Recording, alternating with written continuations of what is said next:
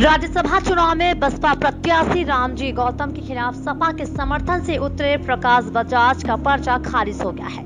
लेकिन जिस तरह से बसपा विधायकों ने अखिलेश यादव से मुलाकात कर बागी रुख अपनाया है, इस राजनीतिक घटनाक्रम के चलते बसपा प्रमुख मायावती ने सपा के खिलाफ आक्रामक तेवर अपना लिया है। मायावती ने सूबे के एमएलसी चुनाव में सपा को हराने के लिए बीजेपी को समर्थन करने तक की बात कह दी है। मायावती ने कहा है कि एमएलसी के चुनाव में बसपा जैसे को तैसा का जवाब देने के लिए पूरी ताकत लगाती है। बीजेपी को वोट भी देना पड़े तो भी देंगे, लेकिन एमएलसी के चुनाव में सपा के उम्मीदवार को हराने के लिए पूरा जोर लगाएंगे। मायावती ने कहा कि हमारे 7 विधायकों को तोड़ा गया है, सपा को यह हरकत भारी पड़ेगी। बता दें कि उत्तर प्रदेश में 11 विधान परिषद सीटें अगले साल जनवरी में रिक्त हो रही है। इनमें से 6 सीटों पर सपा, जबकि 2 सीटों पर बसपा और 3 सीटों पर बीजेपी के सदस्य। यूपी के मौजूदा विधायकों की संख्या के आधार पर 11 विधान परिषद सीटों में से बीजेपी 8 से 9 सीटें जीतने की स्थिति में है। वहीं सपा की एक सीट पर जीत तय है और दूसरी सीट से उसे निर्दलीय सहित अन्य दलों के समर्थन की जरूरत होगी। 2018 में हुई विधान परिषद के चुनाव में सपा ने अपनी एक सीट जीतने के साथ साथ बसपा के भीमराव अंबेडकर को समर्थन देकर एमएलसी बनवाया था।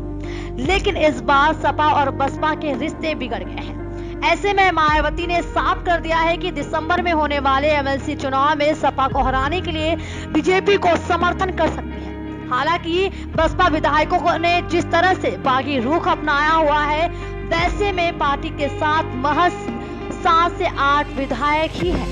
बीएसपी ने बागी रुख अपनाने वाले विधायक असलम रायनी, असलम अली, मुस्तका सिद्दीकी, हाकिम लाल बिंद, हरगोविंद भार्गव, सुषमा पटेल और वंदना सिंह को पार्टी से निलंबित कर दिया है। इतना ही नहीं, उनकी सदस्यता को भी समाप्त करने के लिए विधानसभा अध्यक्ष को पत्र लिखने की बात भी मायावती ने कह दी है। बीएसपी अध्यक्ष ने कहा है कि सपा अपने परिवार की लड़ाई के चलते बसपा के साथ गठबंधन का सियासी लाभ नहीं ले सके। लोकसभा चुनाव के बाद सपा ने बातचीत करना बंद कर दिया था। इस वजह से हमने भी समाजवादी पार्टी से दूरी बना ली। मायावती ने कहा है कि राज्यसभा चुनाव को लेकर सतीश चंद्र मिश्र ने अखिलेश यादव से बात करने की कोशिश की, लेकिन फोन नहीं उठाया। प्राइवेट सेक्रेटरी ने बात भी नहीं कराई। उन्होंने कहा है कि रामगोपाल यादव से बात हुई है, उन्होंने सिर्फ एक सीट पर चुनाव लड़ने की बात कही। इस वार्ता के बाद बसपा ने रामजी गौतम को राज्यसभा का प्रत्याशी बनाया, लेकिन सपा ने हमारे 7 विधायकों को तोड़ा है और उनसे झूठा हलफनामा दिलवाया गया है। सपा को यह महंगा पड़ेगा। साथ ही मायावती ने सपा प्रमुख अखिलेश यादव पर बहुजन समाजवादी के लोगों का अनादर करने का भी आरोप लगाया है। मायावती ने कहा है कि हम 1995 की घटना को भुलाकर आगे बढ़े। चुनाव बाद हमने कई बार फोन किया, लेकिन सपा ने फोन नहीं उठाया। 1995 के केस को वापस लेना गलत फैसला था। अभी भी 2 जून 1995 की टीस बरकरार है। मायावती ने कहा है कि हम 1995 की घटना को भुलाकर आगे बढ़े। चुनाव में सपा को लाभ नहीं मिला है। चुनाव बाद हमने कई बार फोन किया, लेकिन सपा ने फोन नहीं उठाया। 1995 के केस को वापस लेना गलत फैसला था।